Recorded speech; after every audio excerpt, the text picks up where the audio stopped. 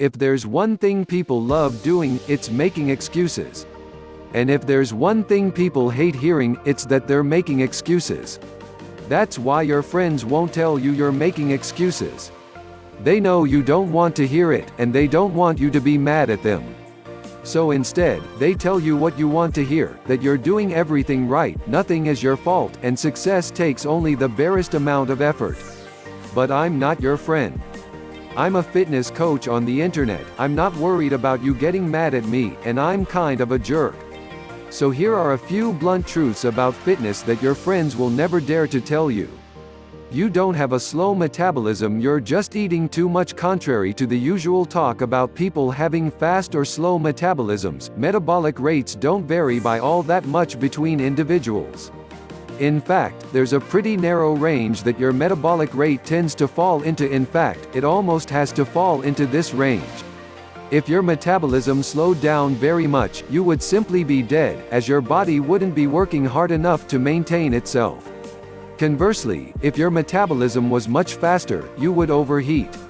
In fact, studies have shown that people's metabolic rates tend to fall within about 5% of each other when you account for total lean body mass.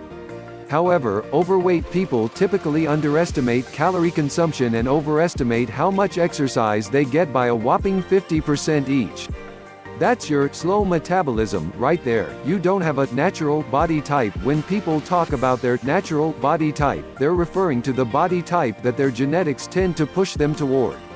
However, your body type is dictated by a combination of genetics, diet, exercise, and other factors such as sleep and exposure to environmental chemicals that influence hormone balance. So then, is spaghetti and cereal your natural diet? Is sitting at a desk all day your natural lifestyle? Of course not.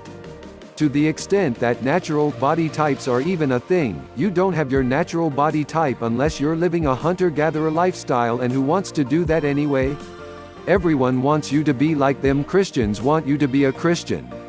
Socialists want you to be a socialist. Rap fans want you to like rap music. Crossfitters want you to like CrossFit. Thin people want you to be thin, and fat people want you to be fat.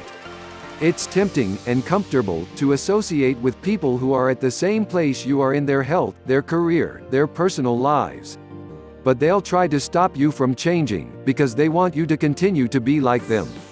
It's more challenging, but also more rewarding, to surround yourself with people who are where you want to be, people who will pull you up to their level.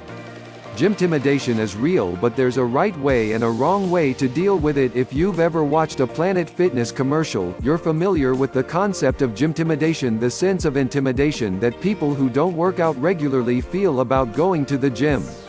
Planet Fitness's solution to this problem is to totally avoid people who are in better shape than you are and stick with other out-of-shape people, and I explained the problems with that in the last section.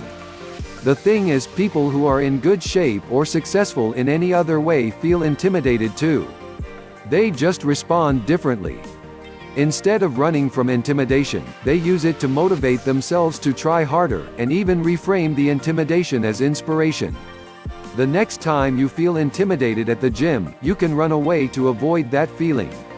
Or, you can work harder in the gym to look better outside the gym. You can also remind yourself that you'll tend to become more like the people around you, so that you stop thinking of the gym as intimidating, and start thinking of the presence of fit people as a positive that will help you get into shape yourself. Successful people don't want to tell you how hard they work, and that's probably your fault. If you ask a skinny woman what her diet is, she'll probably tell you she doesn't really have a diet, just works out a bit, and eats whatever she wants, but makes some effort to avoid junk food. Ask a well-dressed man how he looks so good, and he'll tell you he just puts on whatever is in his closet.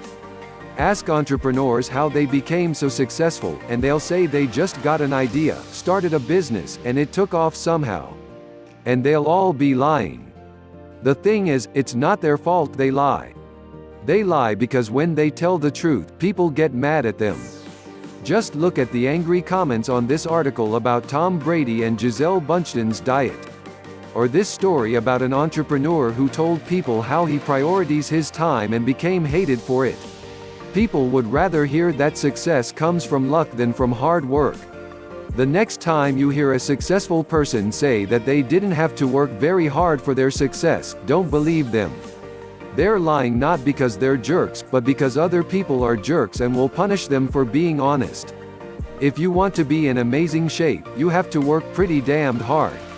What got you here won't get you there. I'm constantly hearing people tell me that they started a new fitness program, were excited to make rapid initial progress, but then became disappointed and lost motivation once their progress slowed down. And I hate to break it to you, but it's to be expected that your progress will slow down over time. The reason is that fitness exhibits diminishing returns. The better shape you get into, the slower your progress gets, and the more you have to do to make continued progress. If you're obese, you can lose weight just by cutting out sugared beverages, and you can probably lose upwards of 20 pounds a month if you get your diet and exercise both dialed in. But if you're in great shape, you might have to cut out almost all carbs and exercise 5 days a week just to lose the last 5 pounds of fat. In other words, you should expect your progress to slow down, unless you continually up your efforts to compensate. The diet and workouts that took you from 40% to 30% body fat won't get you to 12%. It's up to you to decide whether it's worth the effort to get ripped, or you just want to settle for better than average, but it is relatively easy, physically, if not mentally, to at least not be obese. If you liked this article, please press heart below so others can enjoy it too. Want to get into shape? In my private mailing list, I teach you specific techniques to identify the hidden calories that are keeping you from losing weight. Figure out exactly what's causing your lack of energy. Lose 2 inches off your waistline in 2 months. Become disciplined so that you make healthy choices even when you don't want to.